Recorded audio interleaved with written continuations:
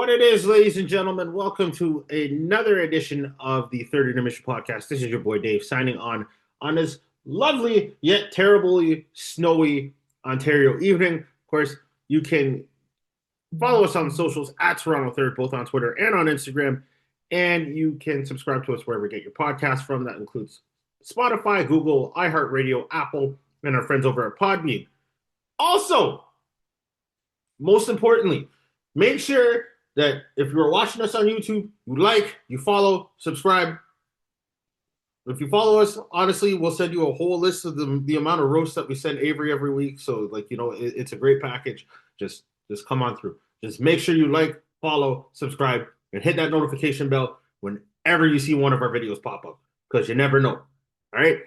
Anyways, speaking of Avry, got the Hood General himself, Troy, in the building, and we also got the Queen of Black Hockey herself, the lovely and talented Marsha Joseph.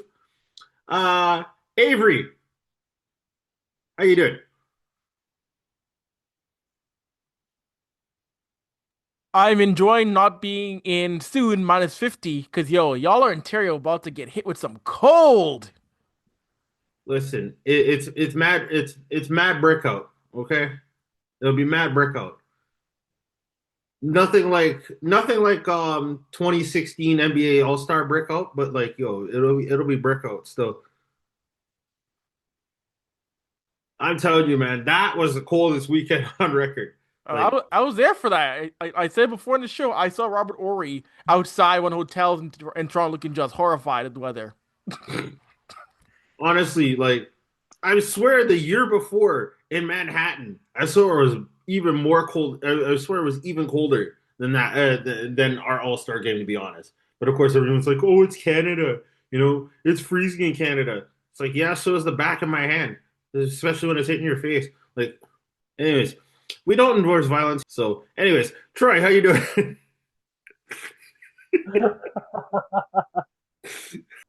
I am doing all right. I finished another long and tiring day at my job. Um, I don't know. Around my house, in my townhouse complex, because of the amount of snow that's already accumulated, visitors parking is pretty much non-existent. I don't know if you guys saw what I put in the group chat in terms, or The I, visitors are not allowed to park. It'd be like find your own parking space. If you have to park in the plaza, you only get 2 hours. well, there is a sign that's there that says no parking between like November and April, but that sign has long been knocked over. There's one car about to get buried with all the snow that's there. Right? It's the height of the snow is so that they put there is so tall, it's like triple my height.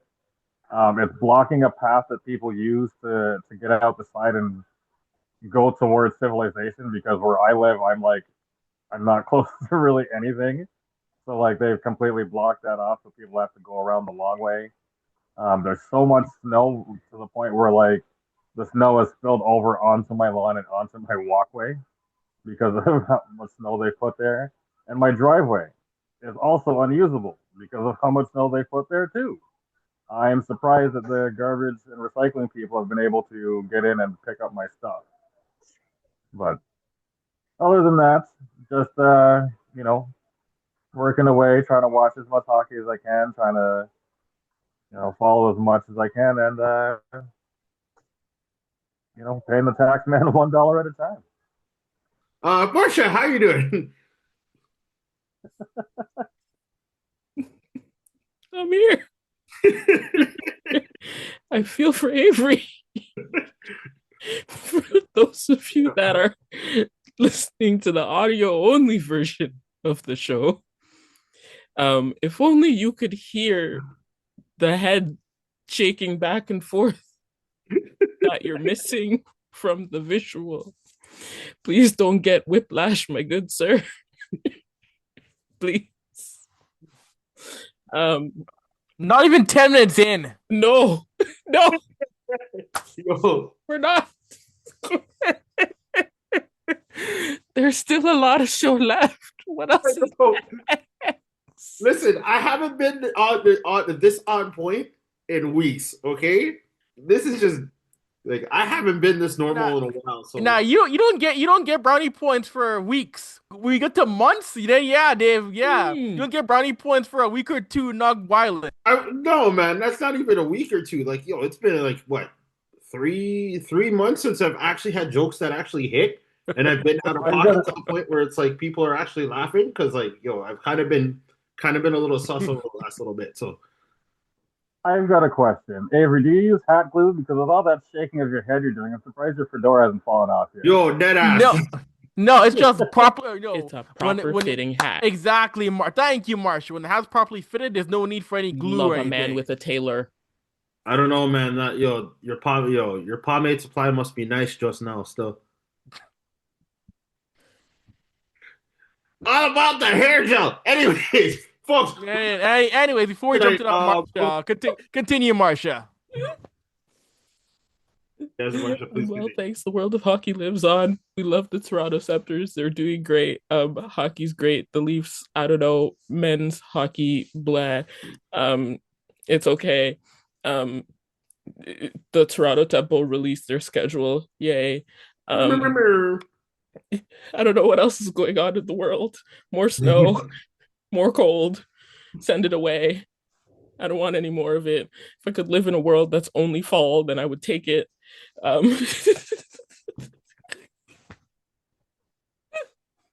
don't know, man. I don't know.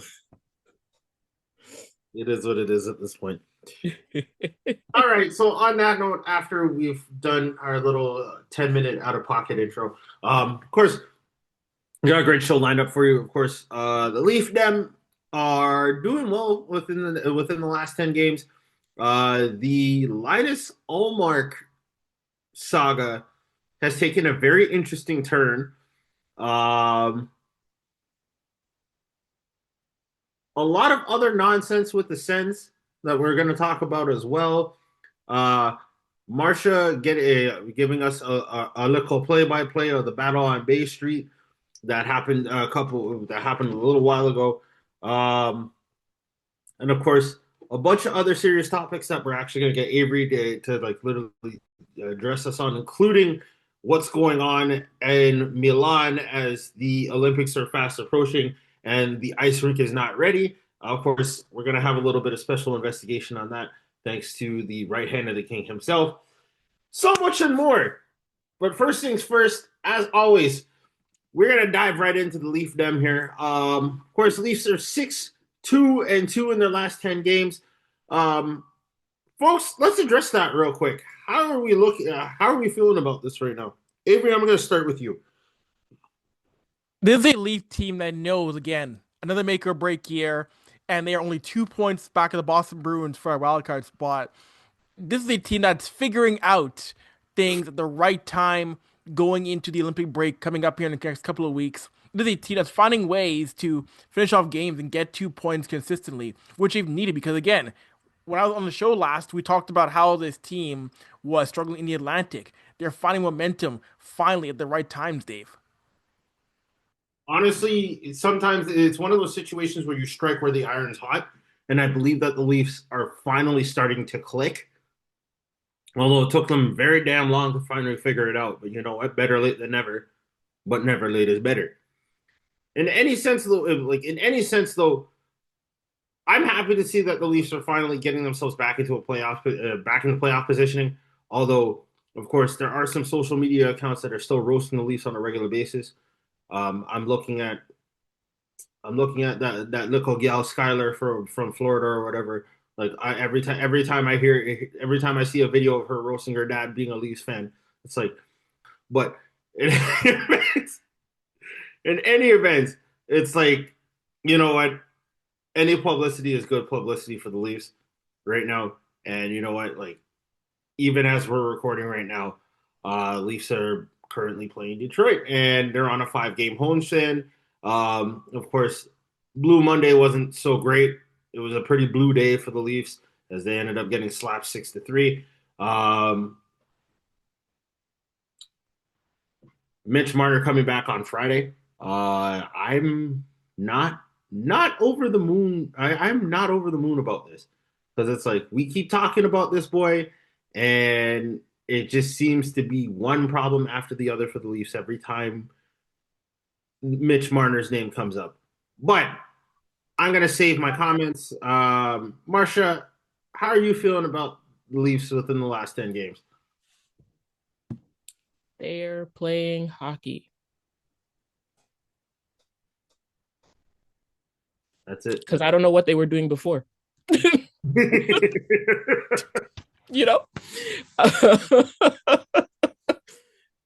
No, it's on a serious note though, it's nice to see them be in some semblance of cohesiveness, working together as a team, as Avry and y'all had mentioned, like getting those 2 points when it's a critical time as we get closer and closer to that Olympic break, because we don't know what those couple weeks off are going to do.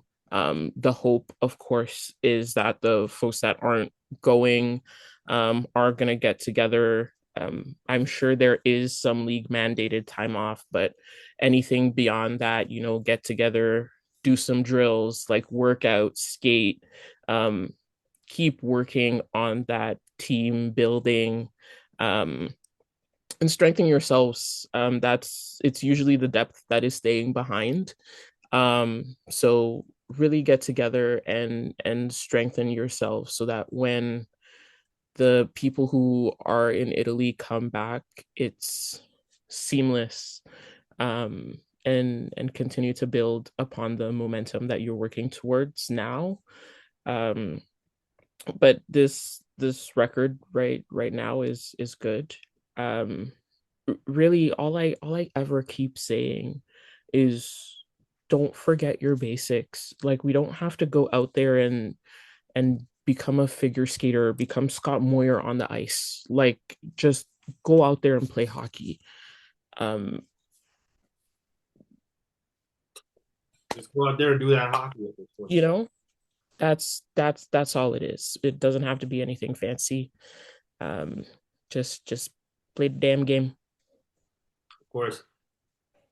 Can't leave out Troy on this one here. Troy, how are you feeling about the fact that the Leafs are 2 points shy of a wild card spot right now and are currently on a tear within their last 10 games?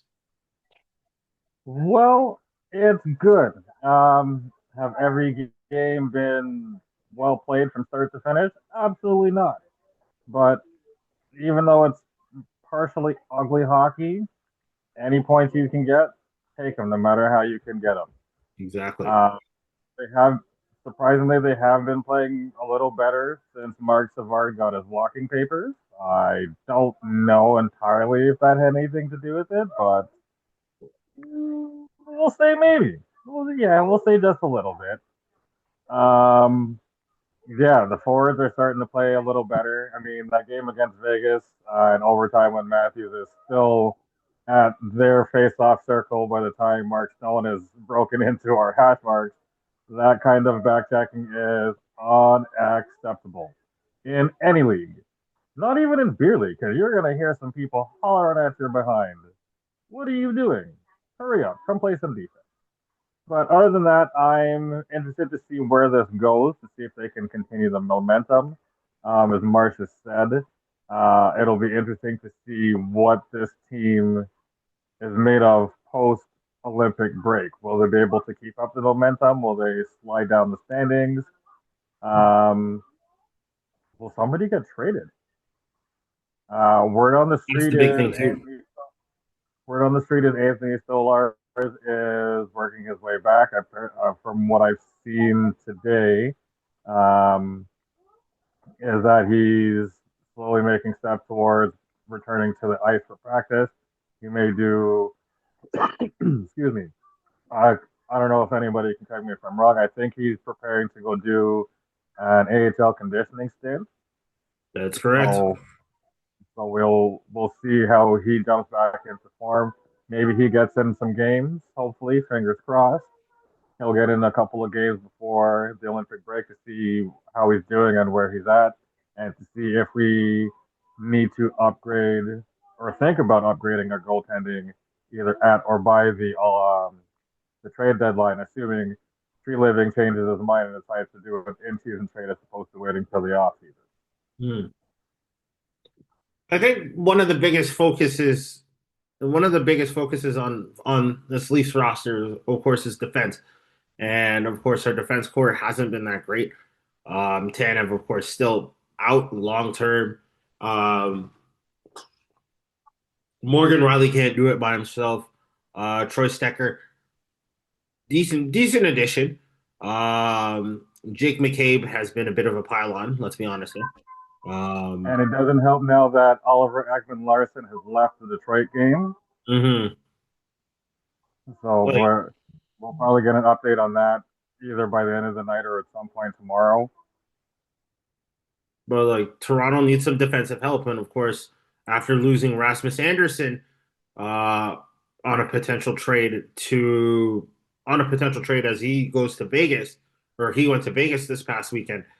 There's not a lot of trade targets for the Leafs, and they really need to figure out like, okay, can we make a splash at the trade deadline, or will we just stick with our current rotation of our defense, quote unquote, defensive specialists behind the blue line? Like I that's something think that we're gonna have to deal with here. I think if you stick with your current defensive units, it's an absolute foolish move.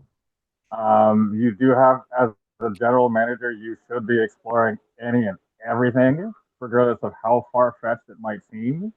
Because look at what Rasmus Anderson went to Vegas for. I mean, not that Zach Whitecloud is any slouch; he's a top four defenseman of pretty much of any team. But I Hmm. mean, if you can pull off, I mean, like I think at this point, I think the biggest name that's relatively available is Dougie Hamilton.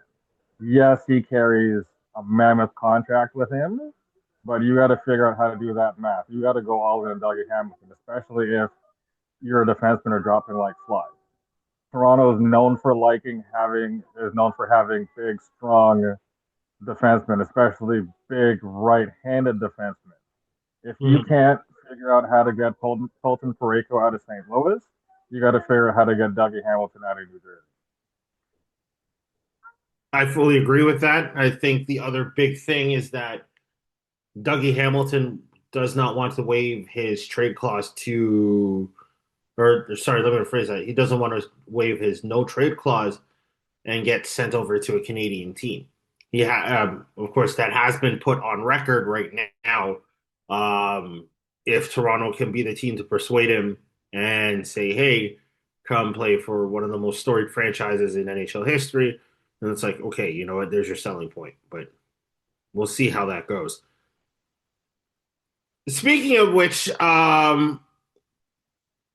there is still a little bit of turmoil, of course, in Ottawa as well with the whole Linus Ullmark situation. Avery, I'm actually going to let you field this one, considering that this is a little bit more serious than say we would like to make fun of in this situation. And of course, with TSN posting a video of like what's going on and why he took his personal leave, this kind of just sets the tone for it to be a little bit more of a serious matter than we thought. So, Avery, go right ahead. Yeah, for those of you who don't know, Linus Ullmark took a leave of absence recently, and on social media, what was going around after he left, a rumor was going around on Twitter that involved a suggestion of infidelity, which went around, went viral. Saw people joking about it, the comments. We all saw it. We all saw what happened with that aspect. And recently on TSN, Allmark sat down with Claire Hanna to discuss it, to clear the air on what's going on. And as much as hockey Twitter had their jokes, had their laughs, Linus Allmark made a good point in terms of what he's saying. Claire Hanna was saying how this is why, or it's the reason why athletes never want to talk, never want to open up, because when something like this happens, I have to step away for a second. Rumors pop up. This happens, that happens, and he had said he was gone for a day, and people were texting him saying, "Hey, you guys good? What's going on?" One day afterwards, and then oh my god, text in regards to these rumors. So, I we saw the senator's comment on it, the statement from Steve Staios, which some people liked, some people didn't like, but there are fair points for Linus Allmark because if you're a player and you say you're taking a personal leave, and you see those kind of comments come out, yeah, you're mad, yeah, you're frustrated about what's going on, and it leaves you thinking to yourself, well, then I'm gonna shut things down more because people are running wild speculation on why I had to take a leave. So that was online on TSN, exclusive sit down only with TSN and Claire Hanna. And I get it. I get that because you don't because you want people to respect your privacy. You want people to respect what's going on. And when that comes out, if you're Linus, it makes you're totally valid in being like, what the hell's going on?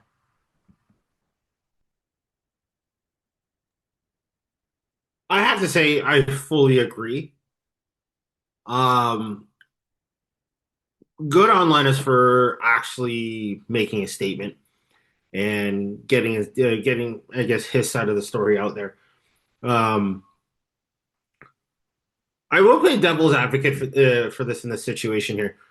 As a fan, like obviously you want to be able to not only say know about your personally favorite player, learn about their personal lives, what they like, what they dislike, just try and get as much in depth into them as possible.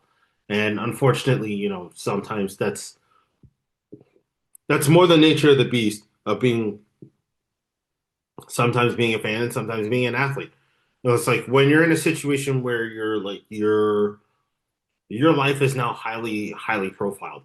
Unfortunately, you're going to run into situations like this, and it sucks. But that's kind of the nature of the business at this point.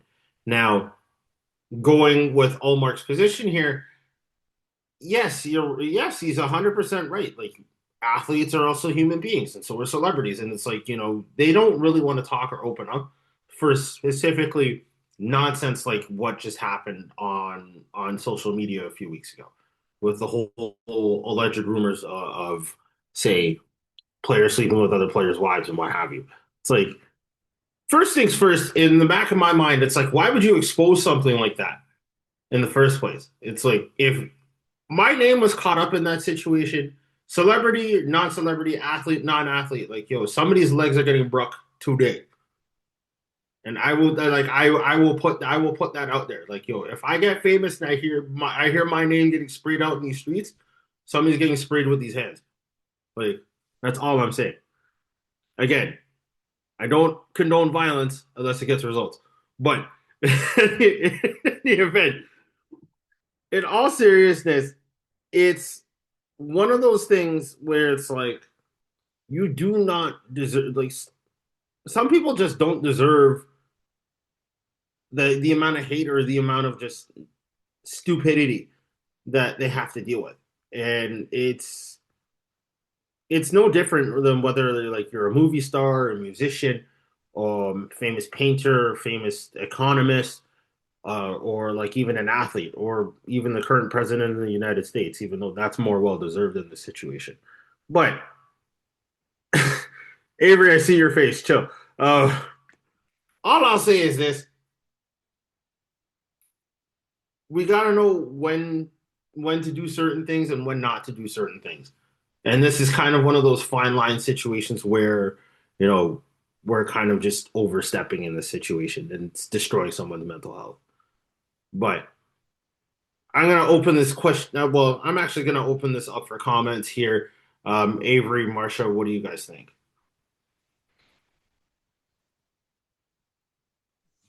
It's humans being humans. And in part, I blame the league for not protecting their players. This is what happens when you're a league that when people have an injury, you're like upper body injury. When Mhm. someone asks about it, I'm not going to tell you. I don't want to tell you. Next question. Mm. Mind you, it's like a cut on their cheek or like a dislocated shoulder or a broken finger or like lower body injury and it's like a sprained ankle Mhm. or things of that sort. So that's like the physical side. But when you start with that level of like supreme cult level secrecy, when you get to things like people taking personal leaves or people going to player support program, and other things of that nature, you get an entire conglomerate of people, because I don't want to say fan base. It's not all fans. Some of it is fans, some of it is people who couldn't give a crap, who are like 10 toes down, like, oh my God, what's going on with this person? I need to know. I'm going to dig into everything. I'm going to create rumors. I'm going to be sick because I don't like this person. And then it just like creates this ball of chaos because there's this baseline level of expected secrecy within the league that stems from stigma, that stems from not being open, and saying like, okay, they're human. These are things that happen in our lives. We don't expect you to be perfect because we know that you are not a robot and things go on in your life beyond the sport that you are paid to play. So because of that box that people are shoved in, when someone like Linus Ullmark says, okay, I'm taking a personal leave, or when someone like Joseph Woll says, I'm taking a personal leave, you have people that are going to be like, how dare you? I'm a fan. I pay for money to go see this team. And now my team's playing like crap because our 1A goalie is out, and you're just sitting at home and you're doing whatever, laying on a couch. Who are you? I deserve to know every single thing that's going on in your life because I pay your salary, blah, blah, blah, blah, blah. Like you get the entitlement because people think that they own the players. That's like one side of it.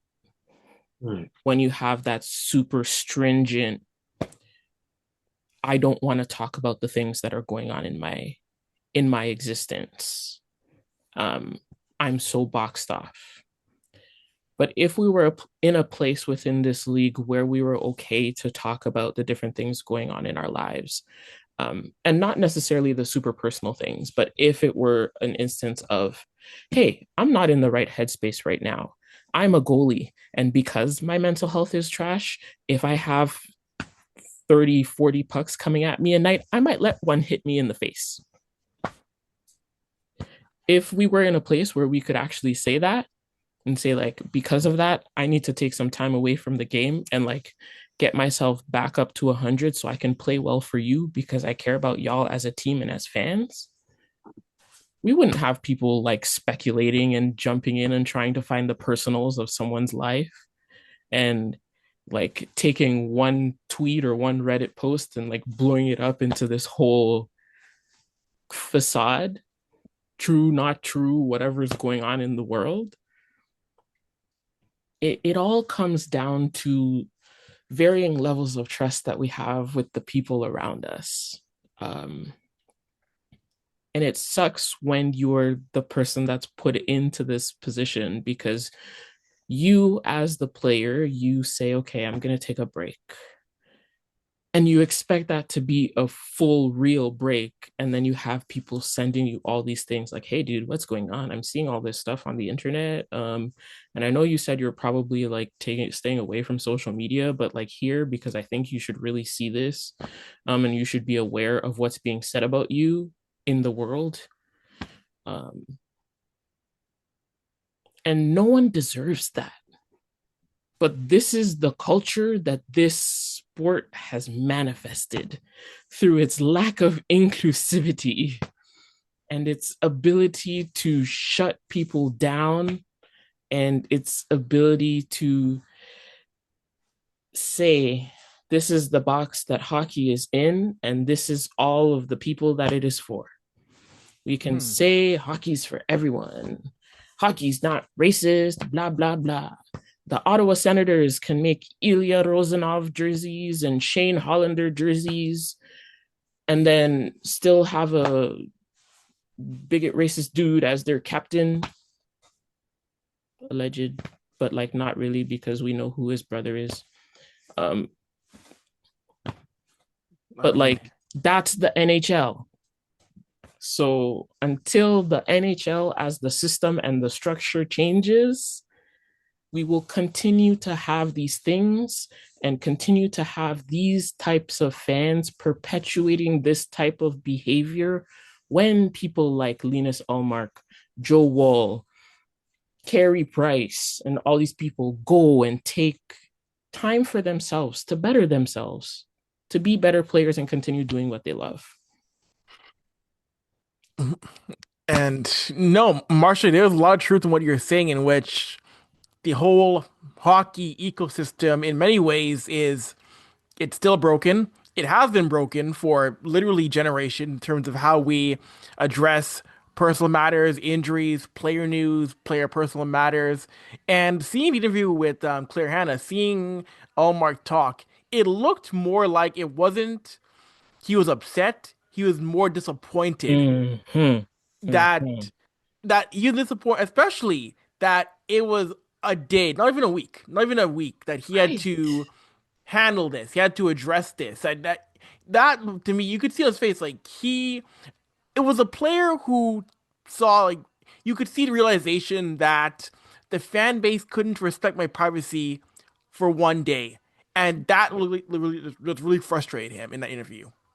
Yeah. And I think that's the saddest part is like you want to have that love and that care and really peace, I think is the word that I'm looking for. But like not even 24 hours? Bro can't shut his phone off for 24 hours and all this comes about. Yeah. So disappointment is like 1,000%. I think that's the emotion that I also got from that interview and that conversation. Um, because I don't even know if there's space for anger yet. I don't know if he's even gotten to the point where he's felt anger yet because there's so many things to be disappointed about. In a space where you feel like you should have been protected and like held safe by, well, like, yeah, your organization, but like the fan base especially, of like the people who ride out for you, who come to see you, instead of like speculating about what's going on, like protect me and protect my family and like just wish for my speedy return because that's ultimately what I'm trying to do for you, right? Yeah, exactly. Troy, what are your thoughts on what's going on with the Elias Allmark and the situation in Ottawa? So I watched the 24-minute interview, and as a person who has an affinity for goalies, like I can't help but like feel for the guy. Um, I feel like he held back in terms of what he actually wanted to say, but because he's talking he as a professional, as a human being, and he's talking to a network, he has to choose his words carefully. Mind you, there were some obvious bleeps, but I feel like there could have been more. But again, he chose to write and go the professional route and just try to be clear and concise in his answers and how he how he felt, how he currently feels, and what the expectations of how he feels going forward. In regards to the rumors, every I say every season or so, or at least every other season, you hear of a player going on a leave of absence for personal reasons, regardless of the sport. The one thing that I found very odd was that when Allmark announced his leave of absence, that was the rumor that people chose to go with. I mean, not to say that they should have gone with any rumor, but like if you were going to start a rumor, that is such a wild and far-fetched one to choose from. Because I mean, like you guys were all talking about fan bases and how they're all different.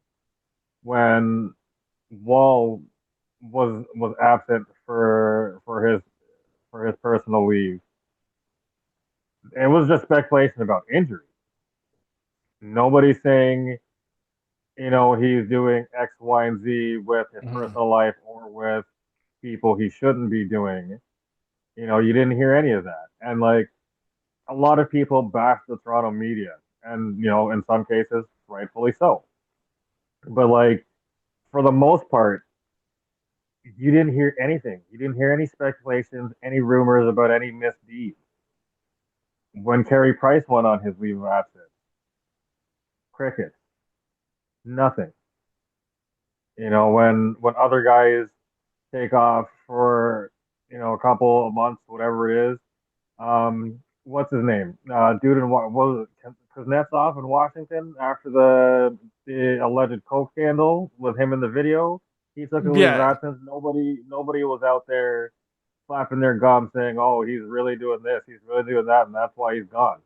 No, I mean like when Wall left for his absence, like I kind of expected other teams' fan bases to jump in and be like, "Oh, he's trying to figure one his way out of Toronto because it's Toronto, blah blah blah," or something stupid along those lines.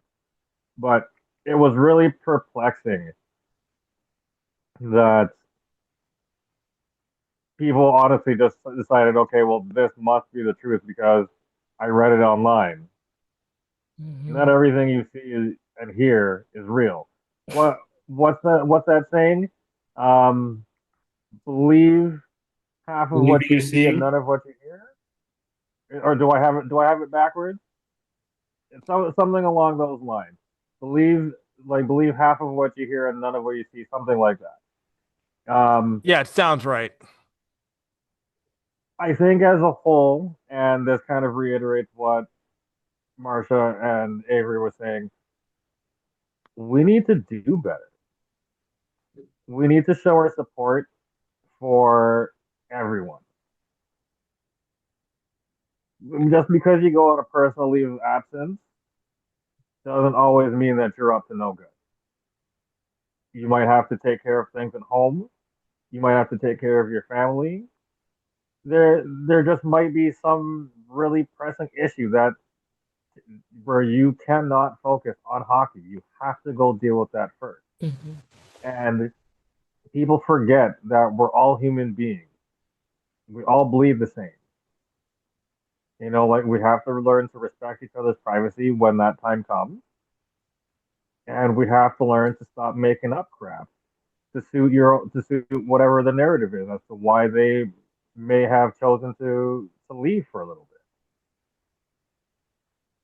For the league to continue the stance of hockey is for everyone, they really need to change that because the stuff that they allowed to go on for so long with the different generations of hockey, even up to today, they're not inclusive. They can swear up and down that they are. They can have all the special talkers come in. They can have their special jersey nights. They can do all the fundraising they want. But until they're capable of proving that hockey is for everyone, it's just a load of crap. Yeah, and Marsha referenced just now how you're seeing, yeah, the Senators store, how the Sens are selling Shane Hall and their Ilya Rozanov jerseys. Okay, that's cute and fun, but what are you actually doing as an org or a league consistently, not one-offs, consistently as all these teams to again make sure you're welcoming to your queer fans. It's cute right now, it's trendy right now Mhm. to play into heated rivalry. It's cool right now, but what are you going to do in a month, in 2 months, in 3 months, in 4 months? So you can hop on that wave now. You can do all the things where you're bringing in all the cast members and this and that and the third. But we're seeing again, the cast themselves are saying the NHL's got to do better. Yep. Yep. Because it's all performative. I agree. Mm-hmm. Like, I mean, I'm happy that the whole heated rivalry series is starting to swing over to the NHL. Of course, I saw the I guess you could say news clip of say Ottawa fans starting to, or sorry, the sense of say basically having like Rosenov jerseys and Hollander jerseys. And I've recently learned that these jerseys, like for every sale, the proceeds go to the Ottawa Pride organization, Well, that's good. which is really cool. Of course, to piggyback off of Troy's statement, um, yes, the NHL does significantly need to do better, especially when it comes to the whole statement of hockey is for everyone. I'm a little nervous as to what to expect for Black History Month, as we're literally a week away from February. And that's if the league is going to do anything for Black History Month. Like, you don't see My anything. my expectation is set to 0, Mhm. just because the league, and I'm sure we can all agree, they like to say one thing and then do another. Mhm. Mm-hmm. And we mentioned before with Foot too. We mentioned this before how I'm not gonna say certain teams, but there have been teams in the NHL that have basically not well basically have said straight up that we don't have time to have a Black History Month properly due to the Olympic Games, which again to me, as I said before on the show, that is a very poor excuse when the PWHL is doing enough right now. Again, another league that's content with a break for Olympic Games, they're doing what they can before they go to Milan. The PW is doing things in January to adjust. NHL teams don't, to me at least, you don't need a game. You don't need games to have your Black History Month night. You don't need your games to honor Pride. NHL markets in February have enough alumni to have events with them, or use the players who aren't going to Milan, have them involved in events. You don't need a game to honor history. You don't need two teams playing to have that honoring of Black history. To me, again, it's a cop out. Do what you can do either in January or take that break to do stuff and do the same things you would do when there's a game, do it during the break. No, I fully agree See, with this that. is what happens when there's no adults in the room. You got teams making decisions and putting out press releases. I don't have time for this. I'm too busy. We're too busy preparing for the Olympics. To Right? Avery's point, you have time. You're full of prep. There's plenty, like Avery said, you don't necessarily have to have or designate a specific game to celebrate Black History Month. You Mhm. can go out and do things within the community. Mm-hmm. Um, you can show up to local programs, say, hey, yo, we're out here, come join us.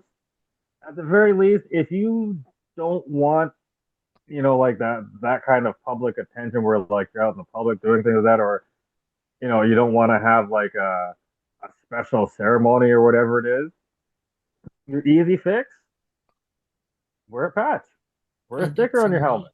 Right? So many other options. Don't sit there and lie to the people and be like, I don't have time for this. Listen, like we know that some of America is, not of the intelligent kind, and I simply because they voted for Donald Trump twice. But I mean, like, you got to use your brains here a little bit. Like, we're not buying what you're selling. We're not. believing what you're telling us when you say I don't have time, or you're trying to use the Olympics as a reason to not do something. But yet, when any other night comes around, especially military night, you got time for that. Hmm. You got all the time in the world for that. It's like these people You ain't want to got time. spit on my cupcake and tell me it's frosting. Like, yo, come on, what's wrong with y'all? So You don't here's the have thing. time to celebrate the brothers and sisters that helped bring up this game, to help bring it to where it is today. Come on. Here's the thing, though. The Olympics, Milano Cortina, February 6th to February 22nd. Right. It's a big chunk of February. Not gonna lie. Big chunk of February. But it's not all of February. Mhm. So while we were doing that, I did a little sleuthing. Went to our lovely NHL calendar. So from before the Olympic break and after the Olympic break, you want to guess how many games there are? 96. It's a little less than that. 67. 67 damn NHL games, and y'all telling me there's no time? There's no games?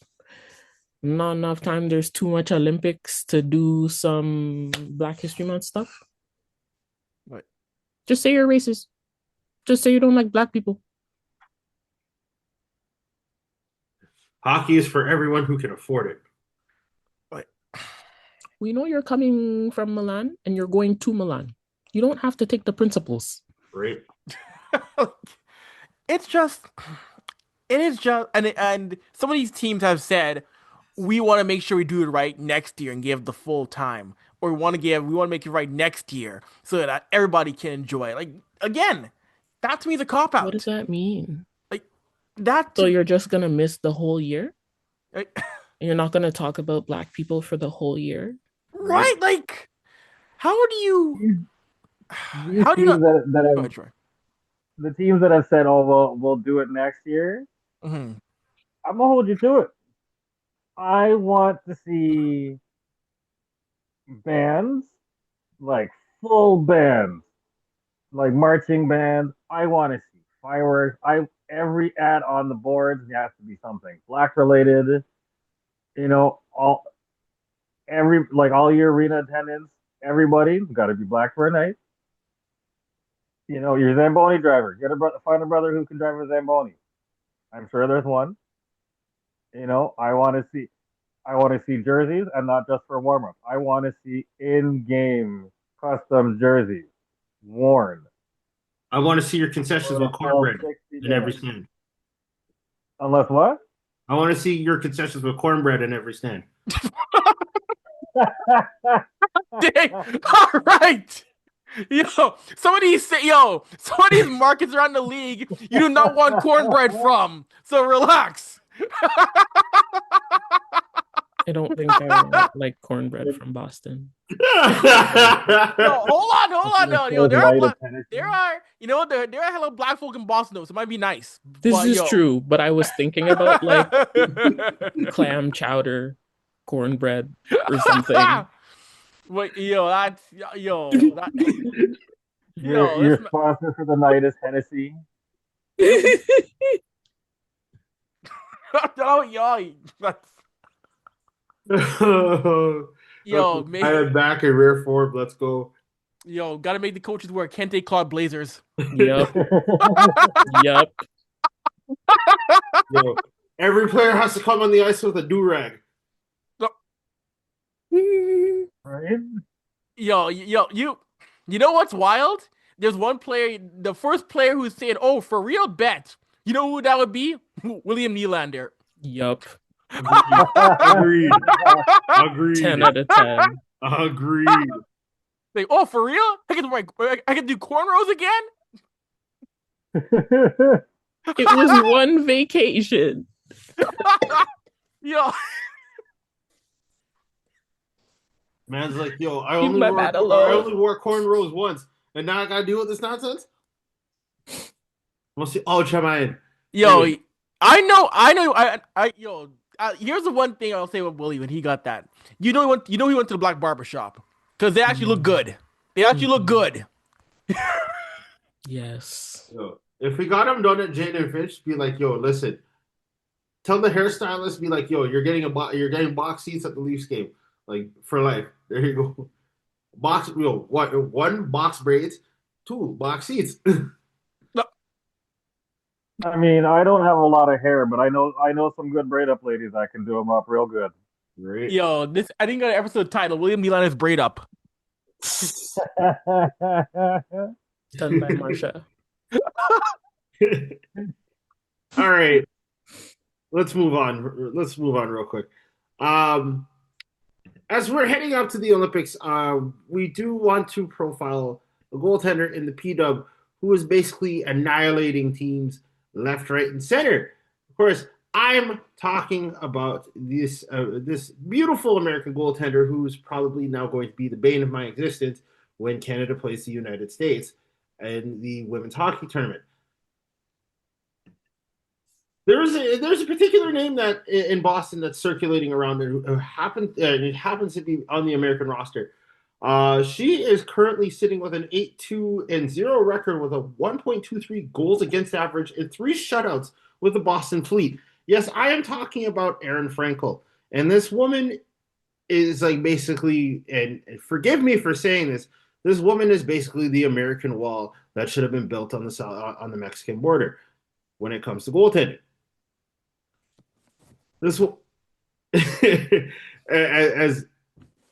as all y'all are kind of losing your mind right now, especially on this video here.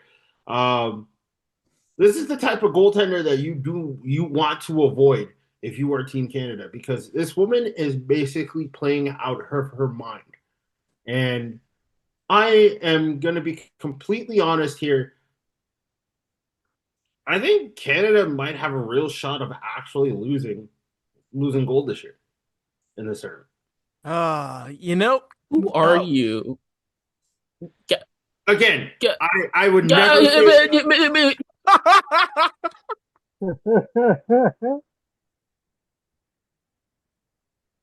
Marsha don't want to hear about no second place. Mm, mm-mm, okay. mm-mm. To be genuinely fair, I love me some Canadian women. However, it has to recognize game in this situation. You can recognize game without saying the Canadian women are gonna lose. They have one good goalie. Listen, Dominic Hasek. Dominic Yeah. Hasek was a name that was thrown around back in the 2000s. Probably when some of y'all, I don't know, some of y'all, maybe most of y'all, were probably still like say watching, I don't know, watching Teenage Mutant Ninja Turtles or something back in the year 2000 or back in 1998.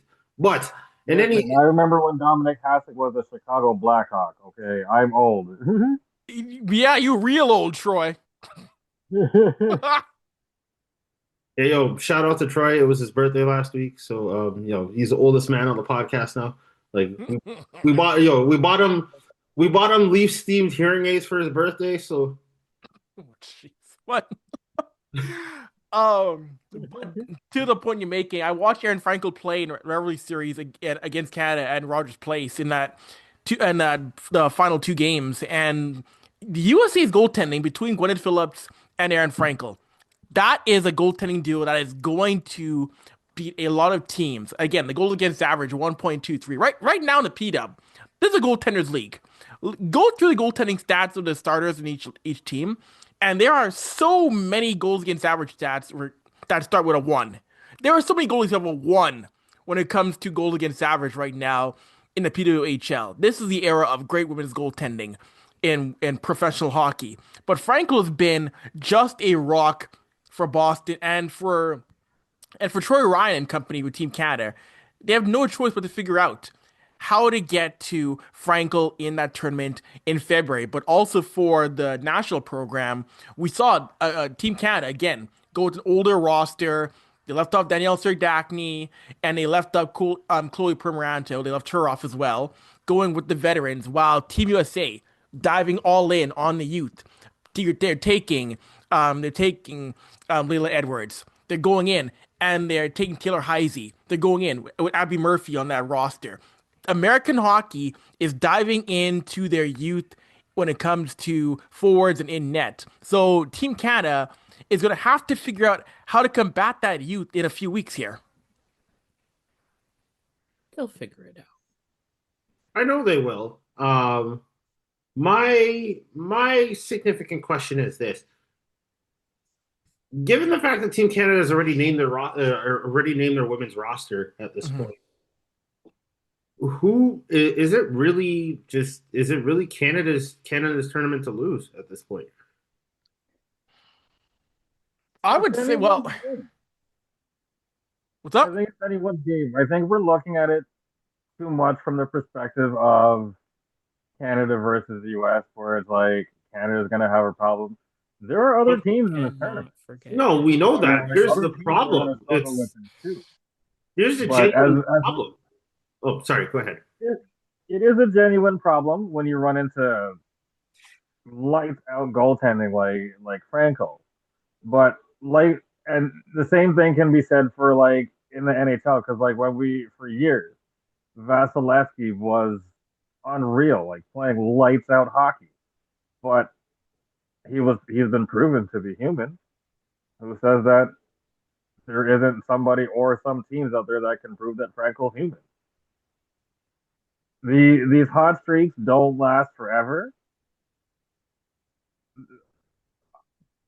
Hopefully she's due for a bad game. Hopefully it's against us. But like Marsha said, and like what everybody else has said, you just gotta figure it out. Because I mean, it's really weird trying to game plan for a goalie when you've got 21 other people to figure out on top of that too. Because in order to figure out the goalie, you got to get around the defensive scheme.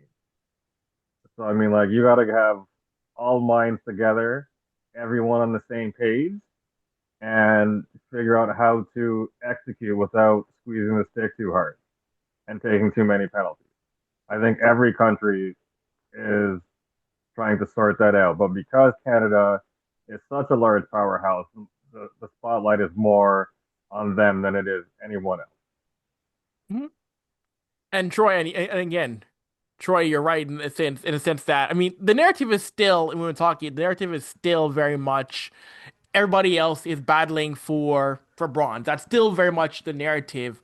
But we're seeing women's game getting better and better. We're seeing those European nations finally threatening the supremacy of Canada and the US. But that narrative is still gonna be there. Now, don't get me wrong.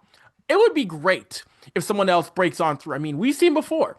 There have been times where teams have been able to break on through and get into a gold medal game. I remember back in 2006, Sweden shocked the US and Sweden played Canada in the gold medal game. And these nations are still getting better and better. We're seeing the improvements of global hockey among the women's game, but it's still, that narrative is still going to be Canada and the US setting the table in terms of who's leading the way. And I mentioned again, and don't get me wrong, Canada still has Marie-Philippe Poulin. They're still going to have Sarah Nurse there, who's coming off from injury. They're still going to have solid options up front and in net. Emirates Mashbar is still going to be going for Team Canada. But seeing how the U.S. is recognizing more than Canada right now.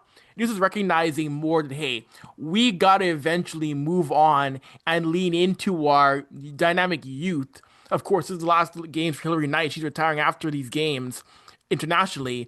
USA Hockey and women's side is recognizing faster than Canada that, hey, we've got to move on to next gen sooner than later.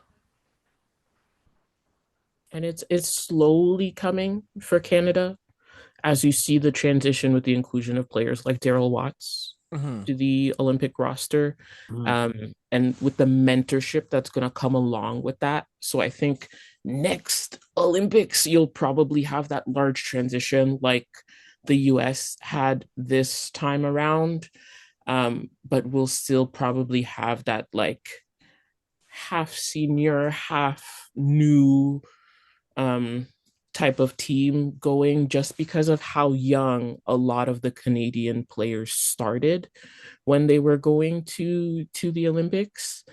But you're right. The US made that shift really early, but I feel like it's because a lot of them are kind of just sick of international play. But for good reason, because they finally got their wish of having a pro league where they can play like weeks on end, and they're not going months and months and months without playing each other or playing the sport that they love. So this is like a good way to end it off for them for the Hillary Knights of the world. So that transition is going to happen a little bit slower for Canada, but it's coming. Yeah, no, that's a very fair point. And my last point here, that's a good point you made, Marsha, is that the rivalry series, it was a question that kept coming up quite a bit in Edmonton was, do we really need this still to be a thing? Because now Canadian players, American players are playing with each other more. They're playing against each other more. They're playing each other every week. So do you really need to pause the calendar to have this series? Honestly, if you ask me, I mean, yeah, it's always fun to have Canada US, but do you need to pause the series or pause the PW season to have this? Eventually, to me personally, probably not. No. Yeah, I agree. In the way of doing it as a rivalry series, no, like maybe in an international competition year with your prospective people that you might want to see in said international competition to give them more time to play together, sure, because they don't have it the same way that they did before the PW existed in terms of like spending weeks together practicing and like building that cohesive vibe. Maybe, but I agree with you. That break in the season is really kind of jarring, and I don't think it's really necessary. But what I would like to see more of is the like takeover tour, because it's a great way to test markets for new teams. So that vibe I like. The rivalry series, not so much. Like I said, unless it's an international like competition year. No, I fully agree with that. I think you should also attribute the fact that the women's World Juniors or the women's under 18 World Championships are really starting to highlight some of the best talent of under the age of 20, especially in the women's game. And of course, with more exposure of the women's tournament comes more possibility to see, say, potential bright stars. Say, next thing you know, it's like they could be drafted to the PW and get called up for international duty, like say within a few weeks, if not a few months. So that's also something that to, I guess, really hang your hat on, especially when it comes to the women's game as well. Of course, the Americans did end up being the Canadians earlier in the month, and of course we don't enjoy that over here, obviously. But it's nice to see that say the women's under 18 tournament still getting is still getting some exposure as well, which is very sorely needed. It needs more love than the boys. That's true. Because they're actually doing something and they have manners. We won't even get into the men's tournament this year. That was already frustrating enough in itself. All right, let's finish this on a positive note. And this is a moment of black excellence, as we would like to, I guess, affectionately dub. Avry did mention this name earlier, but Layla Edwards, a Cleveland native, has been named to the American, the American women's hockey team. Now, the reason why this is so significant is because this is the first black woman ever to be named to the American Olympic hockey team. And you don't hear too many stories about, say, certain players with such with such high caliber profiling. You don't hear about their story as much. So this is extremely significant. Avry, I'm going to let you take this one over for a second because I know A, you're extremely proud of her, and B, I know you have a lot more stats on her than I do right now. Yeah, Layla Edwards had a chance to interview her for the Hockey News when they were in Edmonton. I talked to her. I talked to Hillary Knight about what she's done and where her career is going. And those who don't know, she had to GoFundMe. Her family had to GoFundMe to go to Milan to watch her play. Recently, the Kelsey brothers, the former Jason Kelsey, former NFL player, now analyst, and his brother Travis, who's a tight end for the Kansas City Chiefs. They're both massive hockey fans. They glow about hockey on their podcast. They both donated to the family's GoFundMe to have Layla's family go over to Milan. And that is a great show of support from Jason Travis, supporting a young hockey player, supporting black hockey. Way to go, guys, to see you boys going in there and putting some money into the GoFundMe account. That is awesome to see. The Kelsey brothers do that for Layla and her family. That's amazing. Honestly, I don't actually wait. There is a better way to end off this episode. We're actually going to let Marsha take this one over as she's going to chronicle for us what happened at the battle on Bay Street. Marsha, this is all yours. Yay. Battle on Bay Street. My God, we're in 2026. And what does that mean? It is the third annual Battle on Bay Street. So this time around, it was the Scepters versus the newly formed Vancouver Golden Eyes. So the Scepters took a 2-1 victory over the Golden Eyes. Daryl Watts scored the overtime game winner. Yay, Daryl Watts. Super cool. That afternoon, the crowd, the final numbers ended up being 17,856 people in attendance, which was amazing to see that after 3 years, so many people are still coming out and filling Scotiabank Arena for the Scepters. This game was not only Sarah Nurse's return home, it was also her first game back after being on LTIR since November. So this was literally her second game played for the season. So a little bit of a, I don't want to say hiccup because like it's Sarah Nurse. She's also been doing some conditioning for the past little while. So it's not like it's just coming out of nowhere. But as we know, she's being herself, of course, coming back in Sarah Nurse fashion. She scored the Golden Knights' only goal to tie the game. It was literally like 30 seconds after the Toronto goal from Savannah Harmon. But this game was like absolutely wild. Energy in the building was iconic. Everyone had an amazing time. You could hear it in the crowd as I was tweeting the game. I was saying like oohs, ahs, yelling, chants. Like it was the greatest vibe.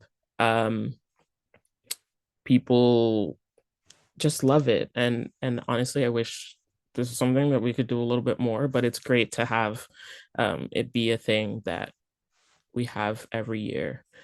But in terms of post-game convos, it was exciting to be able to hear from Reagan Kirk, who was in a little bit of a slump, but not really. Playing really well, but not really getting the win to wrap up some of the games that she had played previously. But in the end, ultimately winning this one. She did play Battle on Bay last year, so she did highlight that experience playing in the rink last year, really helping her out this time around. Coach Ryan talked a little bit about Olympic prep, talked a little bit about having Sarah back. It was really interesting because he talked about for basically his whole like coaching career, um, doing multiple jobs at once. So always having to kind of compartmentalize. So he has the Scepters brain, but then he has the Hockey Canada brain, and how they're always kind of going at the same time.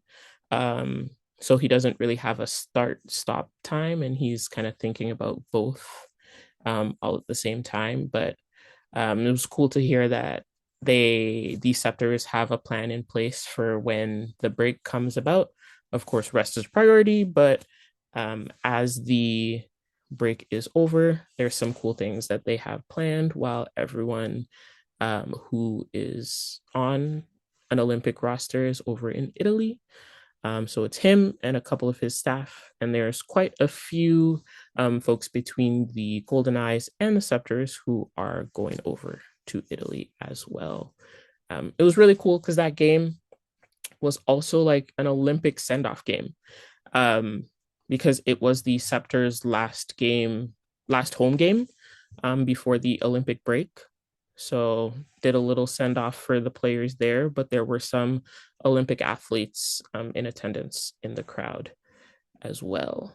So I think that was pretty darn cool.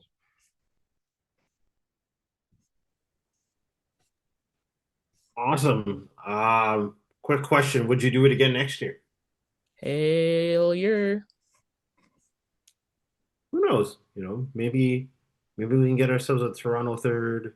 Or no, a third intermission Scepters jersey. Like I feel like third intermission Scepters jersey, third intermission Marlies jersey, and a third intermission Leafs jersey needs to be a thing yesterday. So And I think definitely we should definitely be covering some more PWHL games. So I definitely think that the third admission should have a presence, even more so at PW games as well. After the Olympic break, they'll be seeing more of me. ooh, stay tuned, folks. Stay tuned. All right.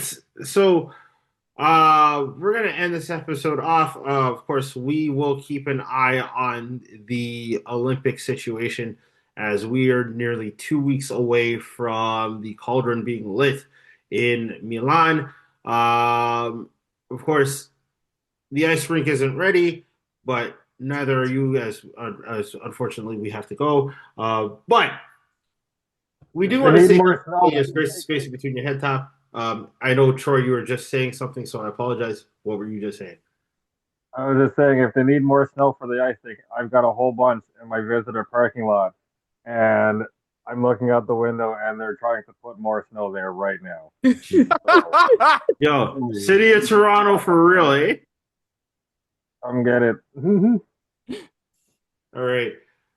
Marsha's gonna end us off for the evening. So Marsha, take it away. Thanks for letting us grace the space in between your head tops. Deuces. Drink water and mind your business, folks. Glug glug.